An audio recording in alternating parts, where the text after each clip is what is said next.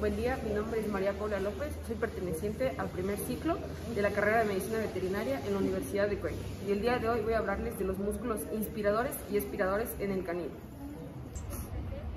Los músculos torácicos, de acuerdo con su función, son inspiradores o expiradores. Los músculos inspiradores, por su origen, disposición e inserción, mueven las costillas hacia adelante y lateralmente, consiguiendo así un aumento en la cavidad torácica. Por el contrario, los músculos expiradores mueven las costillas caudal y medialmente, por lo que reducen el tamaño de la cavidad torácica.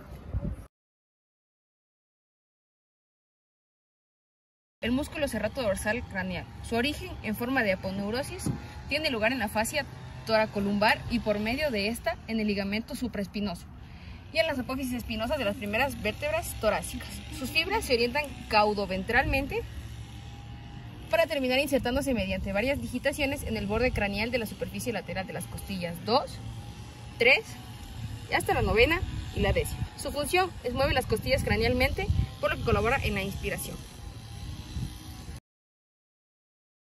Los músculos intercostales externos son los que ocupan los espacios intercostales. Estos músculos son los más potentes. Se originan en el borde caudal de cada costilla.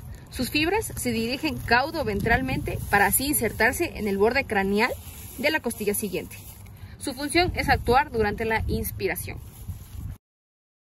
Los músculos elevadores de las costillas. Estos músculos ocupan la parte proximal de los espacios intercostales. Se originan en las apófisis transversas de las vértebras torácicas y sus fibras se dirigen caudoventralmente hacia la inserción del borde del craneal de la costilla siguiente, en el área próxima del ángulo costal. Su función es actuar durante la inspiración, dirigiendo las costillas cranealmente. Músculo recto del tórax. Este se origina en la primera costilla y se inserta en los cartílagos costales de las costillas 2 a 4. Su función es colaborar en la inspiración. El diafragma. El diafragma es el músculo que separa la cavidad torácica de la cavidad abdominal. Está formado por una porción periférica de tejido muscular desde donde las fibras irradian y convergen en la porción central fibrosa. Esta porción fibrosa se denomina el centro tendinoso, que está formado por un área central y dos prolongaciones que se extienden dorsalmente. La porción muscular consta de parte lumbar, costal y external. La parte lumbar está formada por dos pilares, izquierdo y derecho, del diafragma. Ambos pilares se originan mediante fuertes tendones en la superficie ventral de los cuerpos de las primeras vértebras lumbares, y las fibras que lo conforman terminan en el área dorsal del centro tendinoso. Los pilares son asimétricos porque el derecho es más grande que el izquierdo. La parte costal está formada por varias digitaciones que se originan en la cara interna de las últimas costillas.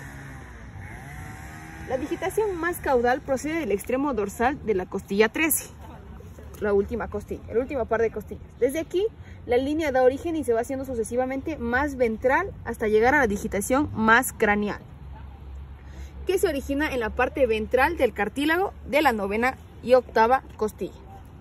Las fibras de la parte costal del diafragma terminan insertándose en el área lateral del centro tendinoso.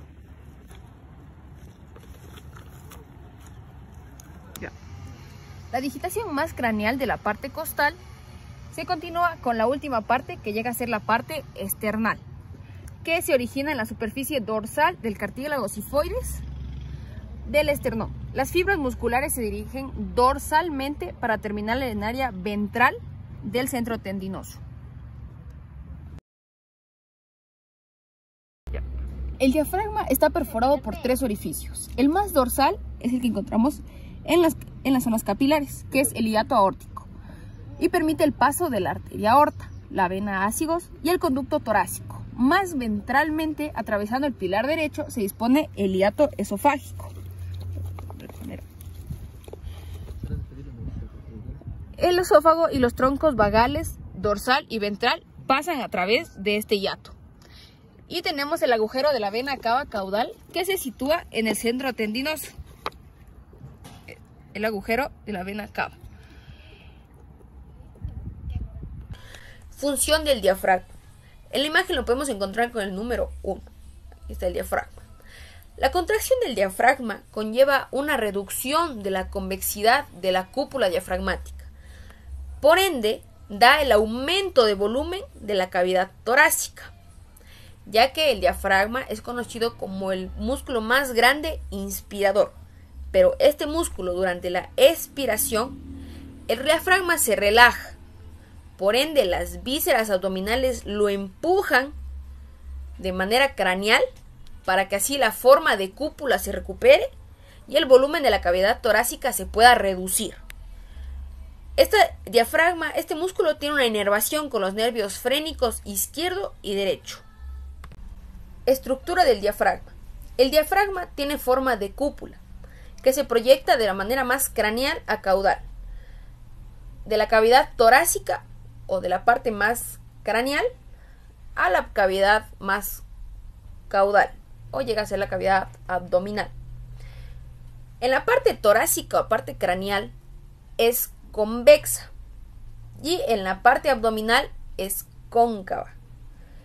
El extremo craneal de la cúpula diafragmática, cuando está relajado el músculo, puede llegar a alcanzar el nivel de la sexta costilla, que son un par de costillas verdaderas. Esta disposición conlleva que la cavidad abdominal se proyecte bajo las costillas y pueda así dar lugar a la porción intratorácica de la cavidad abdominal.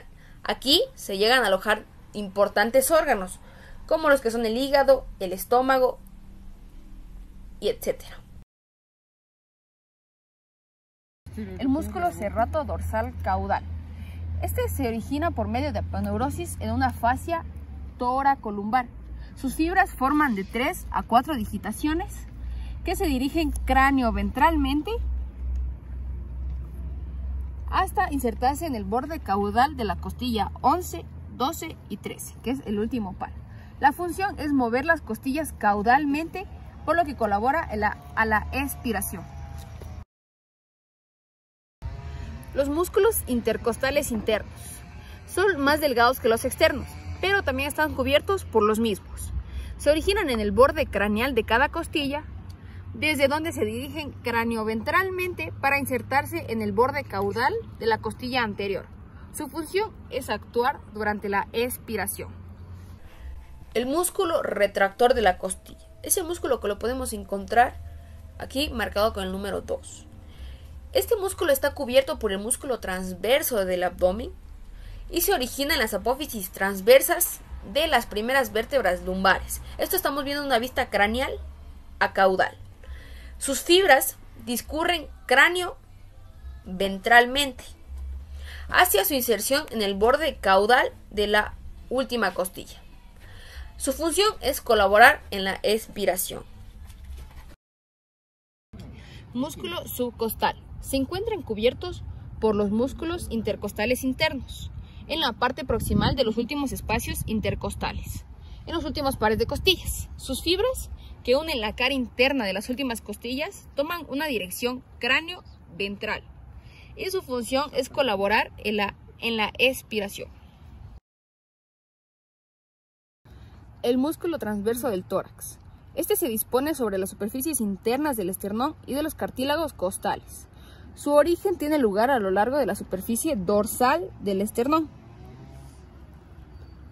Sus fibras se dirigen transversalmente hasta insertarse en la cara interna del cartílago costales y en las articulaciones costocondrales de las costillas verdaderas. Su función es colaborar en la expiración.